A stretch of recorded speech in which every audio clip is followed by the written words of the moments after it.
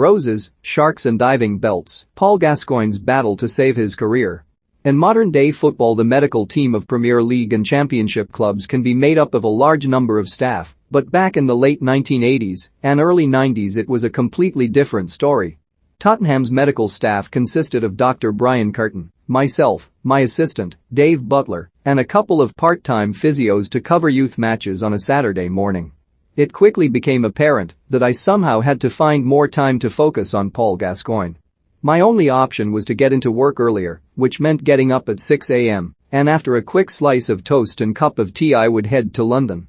Paul would meet me at the training ground at 8 a.m., and we would get to work, allowing us to carry out valuable one-to-one rehab before the other players arrived. One particular morning sticks in my mind. After our normal early morning session, it was time for Paul to have a break and go for a coffee, but because some of the other lads were enjoying a bit of banter, he decided to stick around in the treatment room. Paul being Paul, he was the center of attention and fooling around, being a real pain, so I abruptly told him, "Piss off out of the treatment room." He looked shocked and upset as I rarely lost my temper. It had the desired effect because he stormed towards the door and slammed it as he left. About half an hour later there was a knock at the door. I opened it, and to my astonishment Paul was standing there with a white rose in his mouth. "Sorry," he said, and held out his hand. "Are we still mates?" Trying not to laugh, I said, "Of course we are, and always will be as long as you behave yourself." That was the only cross word we had during that year. There was a mutual respect between us. He knew I was going to do everything in my power to get him back playing at the highest level, and I knew he had the drive to come back stronger, fitter and better than before. Paul came in one morning for his usual early session and said, "John, how do you feel about a working holiday to Portugal?"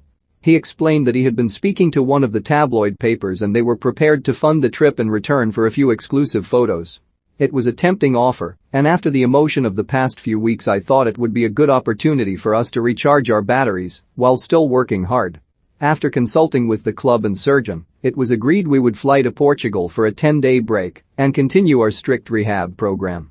The day of the trip arrived, but as soon as we reached the airport I realized it wasn't just going to be myself and Paul. There was a large party of us flying out. The group consisted of myself, Paul, his dad, John, who was good company for me, his ball-juggling brother-in-law also called John, his sidekick Jimmy Five Bellies Gardner and his friend Terry Bailey, who was then married to Linda Lusardi. To complete the group was the Chrysalis Films crew, who had been given permission to document Paul's rehab from start to finish. They were always respectful when on duty, and after a while I forgot that the cameras were there. As our group walked through the airport we were met by loud cheers from the public as they spotted Gaza. This trip laid the foundation for Paul's rehab. The atmosphere was brilliant within the group, and we worked extremely hard throughout our morning and afternoon sessions. These sessions now included a full range of muscle and joint exercises, and I was also able to add a small amount of resistance with the help of a couple of diving belts I purchased early one morning on the quayside. In between our sessions we enjoyed a lot of fun and laughter. One of the highlights was a game of table tennis with the Danish actress Brigitte Nielsen, who was staying at the same hotel. A few days into our trip we were enjoying an evening meal when all of a sudden Gaza said to us all, "Who fancies an afternoon of shark fishing? I have arranged a boat. The skipper will take us about 14 miles out to sea where it will be teeming with sharks." Paul is such an avid fisherman, and because his progress was excellent, I thought it would be a great idea. Paul was in his element. I sometimes felt that despite all the hype and razzmatazz that followed him, he was only truly happy when he was away from it all and fishing by himself. Most of us had a turn, but with varying degrees of success, we managed to catch a few fish, but there was still no sign of the elusive shark.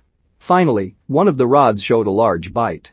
Whatever was on the end of the line wasn't giving up without a fight, and after an almighty battle, Paul managed to bring the catch close to our boat. As we cautiously peered over the edge it was pleasing to see a baby shark in the water.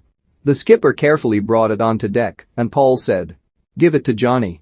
"Thanks Gaza," I thought, as I was handed the shark. The skipper said, "Whatever you do, don't drop it as it will bite somebody's leg off." Imagine the headline. Paul Gascoigne gets his good leg bitten off by his physio. After holding the shark for a short while and chasing Gaza with it, I put the thrashing beast over the side and back into the sea where it belonged. Part of the transfer agreement between Spurs and Lazio was for Paul to make an occasional trip to Rome. These allowed the fanatical Lazio supporters to see him and also the medical staff to check on his progress. On the first visit it was agreed for Paul's close friend Glenn Roeder to accompany him. Glenn had a distinguished playing career as a central defender for Queen's Park Rangers, Newcastle and Watford, and went on to manage in the Premier League with West Ham, Newcastle and Norwich.